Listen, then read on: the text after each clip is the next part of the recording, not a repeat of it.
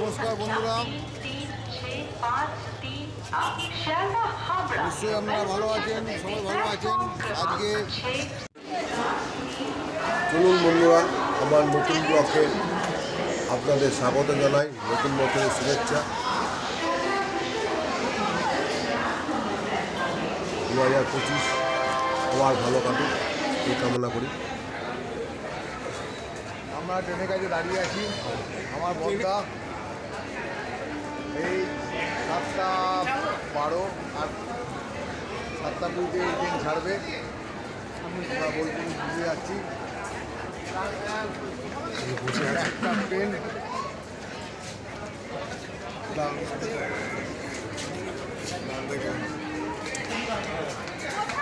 নিচে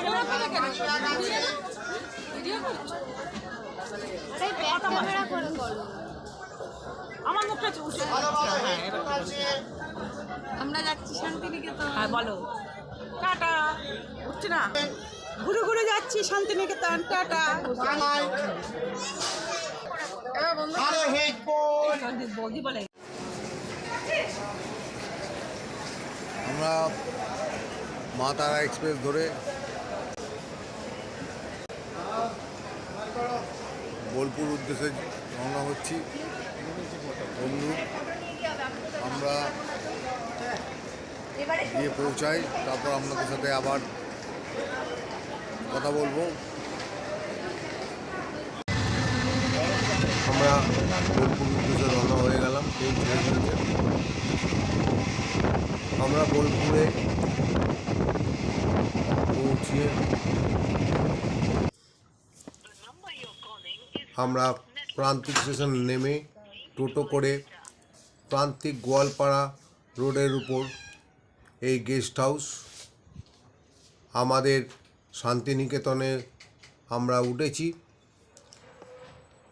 এই নিকেতনে খুব সুন্দর মনোরম পরিবেশ, আপনারা দেখুন। এই নিকেতনে বৃদ্ধবাসও আছে, আবার দোতলায় ট্যুরিস্টদের জন্য ঘর ভাড়াও দেওয়া হয়। সুন্দর মানে সিনারি এবং শান্ত পরিবেশ একদম।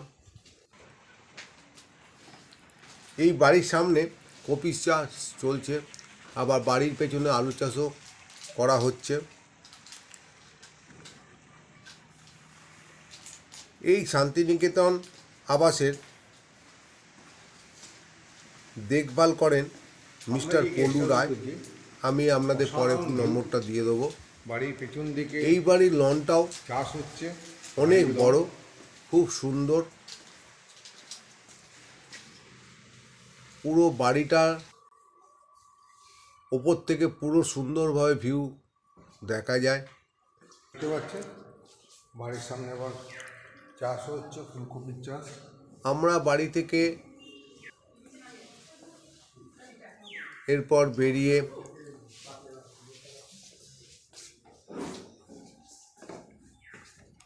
একটা টোটো করে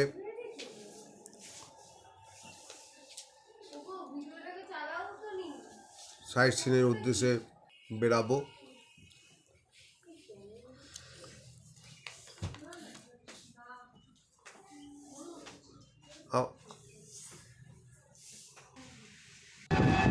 আমরা টোটো করে লাল মাটি মেখে পায়ে আগমন করে মনোপ্রাণ বাউল গানের সুর ও তাল শুনতে আমরা প্রথমে পৌঁছাই আমার কুটি সোসাইটিতে।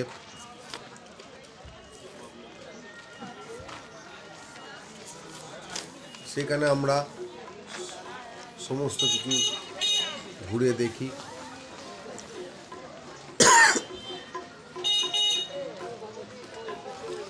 এই আমার কুটিতে দেখার পর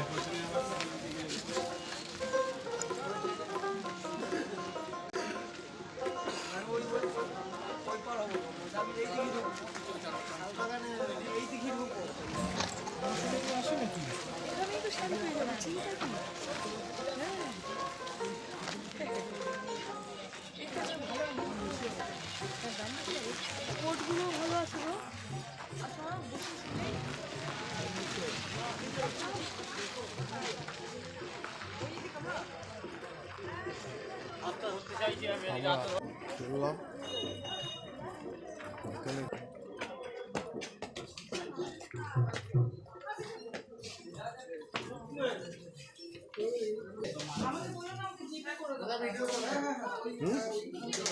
আরে মোবাইল তো ক্যামেরা না মোবাইল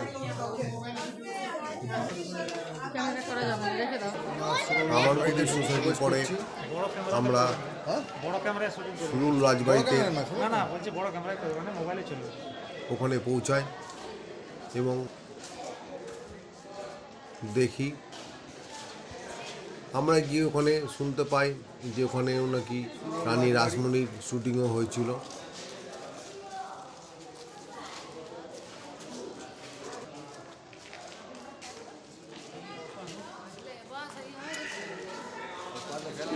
না উপর না,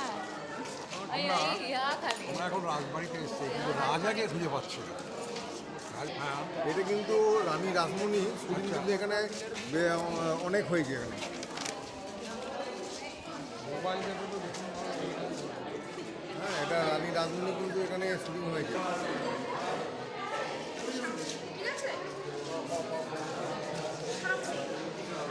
এখানে কি ভূতের ভবিষ্যৎ কি হয় কি আছে ওর ভেতরে ঠাকুর আছে?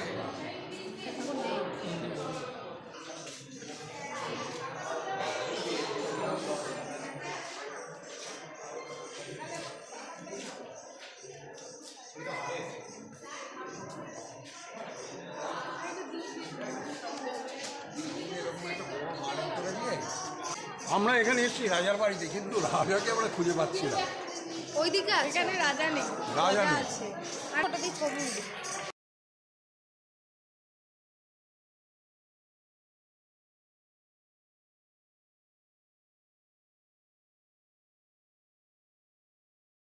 রাজবাড়ি দেখার পর আমরা বনবিতিতে লাঞ্চ করে আবার আমরা লালমাটি যাই, কবিগুরু রবীন্দ্র পূর্ণ স্থান।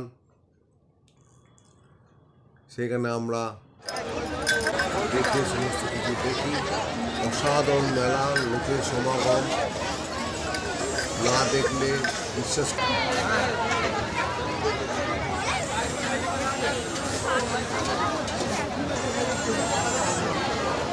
পোস্ট করা দেখার পর আমরা পরের ভিডিওতে আমার দ্বিতীয় দিনের ঘোরার আপনাদের শেয়ার করব।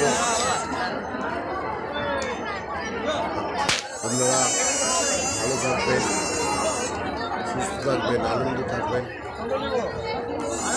এই পৌষমেলা সত্যি একটা ঐতিহ্যপূর্ণ দৃষ্টান্ত, অসাধারণ লোকের সমাগম সত্যি না নেই মেলাগুলোতে।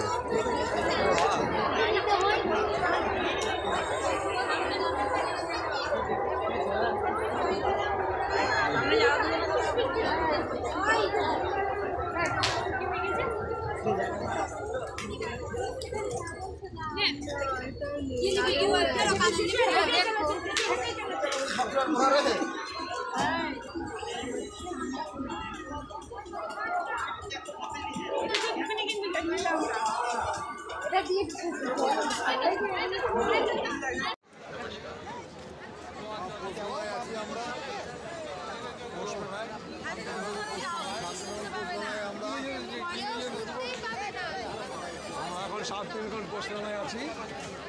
পোস্টমেলায় আছি আমরা। প্রচন্ড প্রচন্ড ভিড়, প্রচন্ড ভিড়, এত ভিড় যে আমরা হাঁটতে পারছি না, এত ভিড়। পড়ে গেল হাঁটতে হাঁটতে, কিছু করতে পারলাম না।